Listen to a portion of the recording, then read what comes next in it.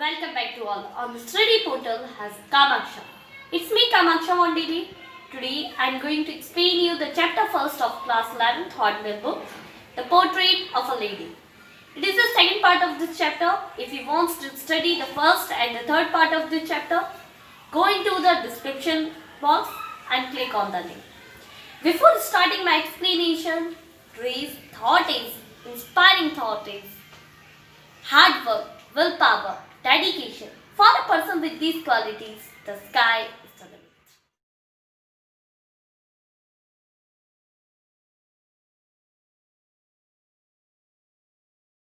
It is the second part of this chapter. If you want to study the first and the third part of this chapter, go into the description box and click on the link. Friends, like my channel and subscribe it for the latest update. I want to ask you, who is the author of this chapter? Answer me in the comment box. I literally read all the comments sent by you. So without wasting up my time and yours also, I am going to explain you this chapter. My grandmother and I were good friends. जो मेरी दादी थी और मैं अच्छी दोस्त थी. मैं कौन? Author. My parents left me with her when they went to live in the city and we are constantly together. जो मेरे पेरेंट्स थे उन्होंने मुझे मेरी दादी के साथ छोड़ दिया था जब वो सिटी में रहने के लिए गए और तब से ऑथर और दादी साथ रह रहे हैं. She used to wake me up in the morning and get me ready for the school. जो दादी हैं हमें सुबह जगाया करती थी और स्कूल के लिए तैयार करती थी. She said her morning prayer in a monotonous sing-song while she bathed and dressed me in the hope that I would listen and get to know it by heart. जो दादी थी वो अपनी सुबह की प्रेयर निरस, मोनोटोनस मीन्स निरस से गान करती थी जब वो ऑथर को नहलाया करती थी और ड्रेस पहनाया करती थी इस आशा से कि ऑथर उसे सीख जाएगा. I listened because I loved her voice. Author सुनता था इसलिए सुनता था क्योंकि ऑथर को अपनी दादी की आवाज़ जो थी वो बहुत ही प्यारी लगती थी. But never bothered to learn it. पर कभी भी लर्न करने की कोशिश ही नहीं की. Then she would fetch my wooden slate which she already washed. फिर जो दादी थी वो वुडन स्लेट लाती थी जिसे वो पहले ही धो चुकी थी. And plastered with yellow chalk, a tiny earthen ink pot and a red pen, tie them all in a bundle and hand it to me.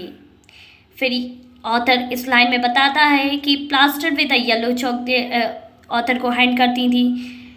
Tiny earthen pot और रेड पेन सबको एक बंडल में बांधकर tie कर author को दे दिया करती थी. After a breakfast of a thick steel chapati with a little butter and sugar spread on it we went to school. एक अच्छा सा ब्रेकफास्ट मतलब सुबह का ब्रेकफास्ट करके ऑथर अपने स्कूल को जाया करता था. तो ब्रेकफास्ट में क्या मिलता था? मोटी बासी रोटी, उसके ऊपर थोड़ा सा बटर मतलब घी और उसके ऊपर थोड़ी सी चीनी स्प्रेड रहा करती थी. She carried several straight chapati with her for the village dog. जो दादी थी कुछ बासी रोटी अपने साथ ले जाया करती थी. किस लिए? डॉग्स के लिए, विलेज डॉग के लिए जो गांव में कुत्ते मिलती थी उन सब के लिए. My grandmother always went to school with me because the school was attached to the temple. जो मेरी दादी थी वो हमेशा मेरे साथ स्कूल जाया करती थी. किसके साथ? ऑथर के साथ स्कूल जाया करती थी क्योंकि जो स्कूल था वो टेम्पल से अटैच था. मतलब टेम्पल ही में था. टेम्पल और स्कूल बिल्कुल अटैच थे. The price taught us the alphabet and the morning prayer. जो पुजारी रहा करती थी वो हम लोगों को अल्फ़ाबेट और मॉर्निंग प्रेयर पढ़ाया करती थी. While the children sat in the rows on the either side of the veranda singing the alphabet or the prayers in a chorus. जो चिल्ड्रन रहती थी बच्चे रहती थी वो एक रो में वरांडा में बैठा करती थी और अल्फ़ाबेट और प्रेयर्स सहगान करती थी मतलब साथ साथ गाती थी. My grand mother said inside reading the scripture. जो मेरी दादी थी वो मंदिर के अंदर बैठा करती थी स्क्रिप्चर्स को पढ़ने के लिए. When we both had went we had both finished, we would walk back together. जब हम दोनों अपना काम फिनिश कर लिया करती थी तो हम दोनों आपस में साथ साथ जाया करती थी. This time the village dog would meet us at the temple door.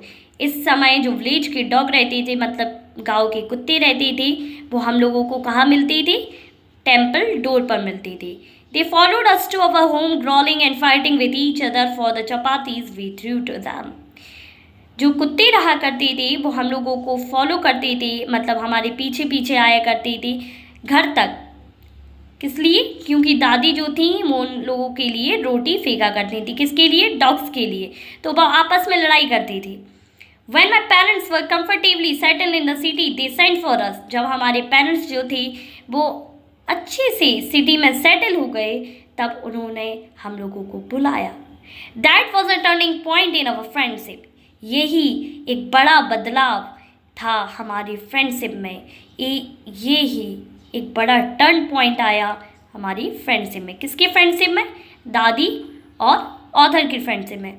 Also we share the same room. यद्यपि हम लोग सेम रूम शेयर करते. My grandmother no longer came to school with me. जो मेरी दादी थी मेरे साथ स्कूल तब भी बहुत ही कम आया करती थी. I used to go to an English school. हम इंग्लिश स्कूल जाया करती थी. इन अ मोटर बस के द्वारा हम इंग्लिश स्कूल जाया करते थे मोटर बस में. There were no dog in the street. वहाँ जो शहर का घर था वहाँ उस मोहल्ले में कोई भी डॉग नहीं थे. And she took to feeding sparrows in the courtyard of our city house. और जो दादी थी, शी मीन्स दादी, जो दादी थी वहाँ किसको खिलाने लगी?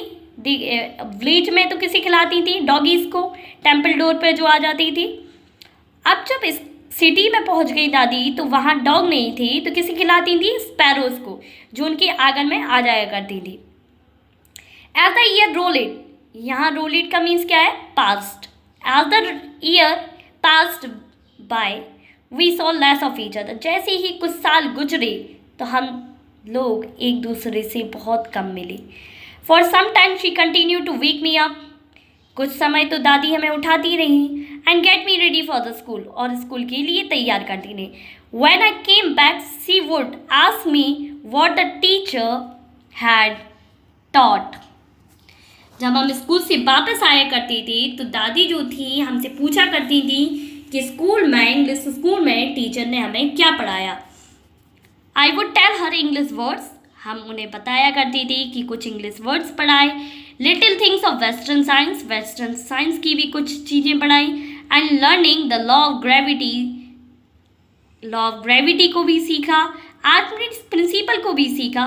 The world being round etcetera. और हमारे चारों तरफ क्या है उसे भी सीखा और भी बहुत कुछ. This made her unhappy. इससे जो दादी थी वो दुखी हो जाती थी. She could not help me with my lesson. जो दादी थी वो मैंने क्या सीखा, इट्स मीन्स ऑथर बोलता है कि जो ऑथर ने सीखा उसमें कोई हेल्प नहीं कर पाती थी. She did not believe in the things that taught in the English school and was distressed that there was no teaching about the God and the scriptures. दादी को जो भी इंग्लिश स्कूल में पढ़ाया जाता था उसमें बिलीव नहीं था, उसमें ट्रस्ट नहीं था, इसलिए वो दुखी थी.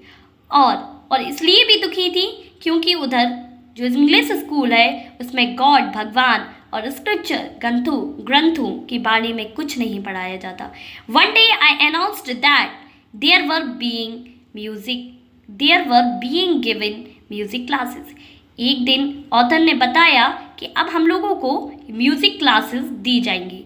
She was very disturb. दादी बहुत डिस्टर्ब हुई.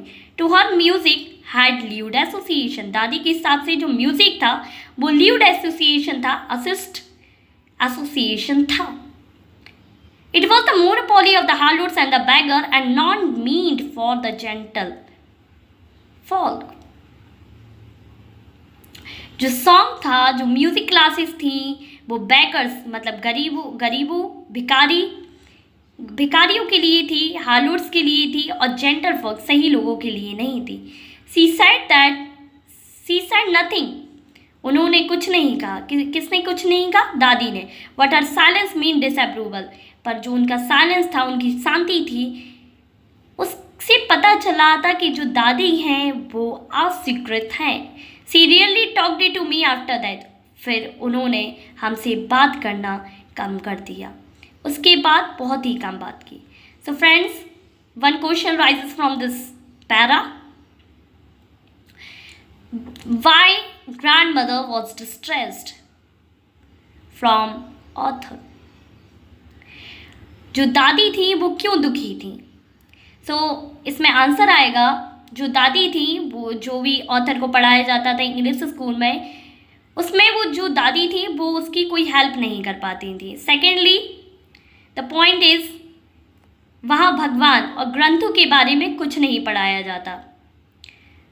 और थर्ड पॉइंट ये है कि म्यूज़िक क्लासेस दी जा रही थी और उसकी दादी के हिसाब से ये सही लोगों के लिए नहीं थी। It is the monopoly of the harlots की मोनोपोली है, beggars and not meet for the gentle folk. All these things combined so that the grandmother was distressed.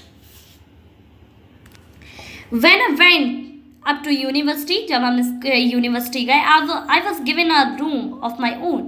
मुझे खुद का कमरा दिया गया। The common link of friendship was snapped.